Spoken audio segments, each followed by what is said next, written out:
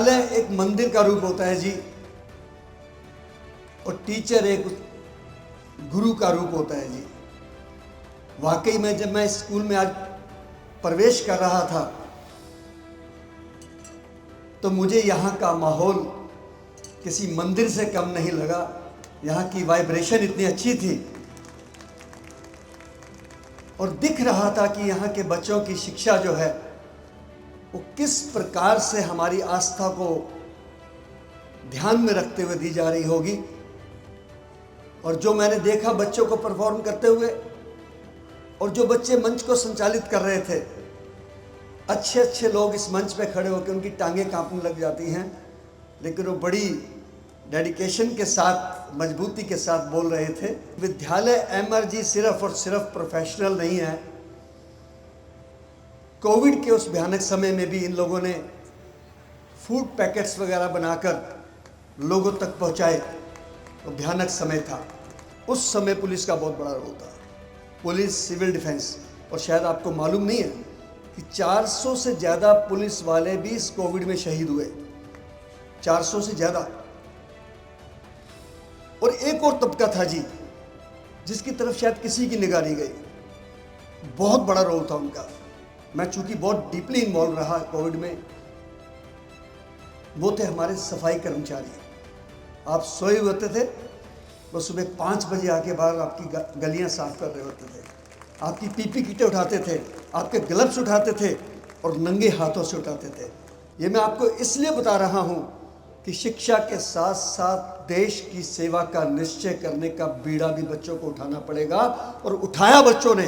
मैं दावे से कहता हूँ, मुझे एक बच्ची का फ़ोन आता था नोएडा से रोज़, शंटी अंकल आपने एक एम्बुलेंस रोहिणी भेज दीजिए, अंकल एक फलानी जगह भेज दीजिए। 4266 डेड बॉडी 2 महीने के अंदर पता नहीं कैसे क्रिमेट होगी, तो हमें भी नहीं पता, ये सच होता है। उस शमशान घाट में जहाँ 2 या 3 की डेड बॉडी की एवरेज थी सीमापुरी में, दिलशाद गार्डन में 200 डेड बॉडी।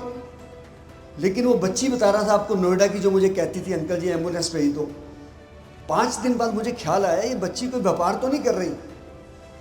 मैंने कहा बेटा आप मुझे रोज़ फ़ोन करते हो, इसका कारण क्या है? तो उस बच्ची ने जो बात कही मेरे दिल को छू गई। कहती अंकल मैं घर पे ही बैठी थी, हमारे मोहल्ले में किसी की डेथ हुई, उनको गाड़ी नहीं मिल रही थी, तो मैंने आपको फ़ोन किया, गाड़ी आ गई।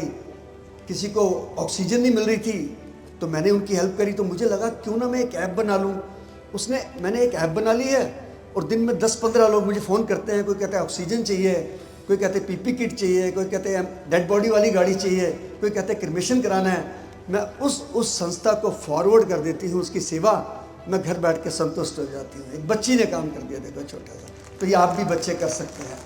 ये मैं इसलिए कह रहा हूँ, जिनके बच्चे पढ़ लिख के कनाडा, अमेरिका और लंदन में बैठे थे, एक भी नहीं आया डेड बॉडी उठाने के लिए। इसलिए मैं इन बच्चों को फिर एक बार कहूँगा कि आप देश के लिए काम कीजिए, मानवता के लिए काम कीजिए। आप जब भी कुछ करेंगे तो एमआरजी परिवार का नाम बहुत रोशन होगा, आपके परिवार का भी नाम रोशन होगा, हमारे देश का भी नाम रोशन होगा। और अंत में यही कहूँगा कि जब हम सेवा करते हैं तो उसमें कोई मजहब आड़े नहीं आता है, क्योंकि हमने हिंदू का भी संस्कार किया, सनातन रीति से भी किया, हमने क्रिश्चियन का भी किया, हमने मुस्लिम का भी किया, सिख का भी किया।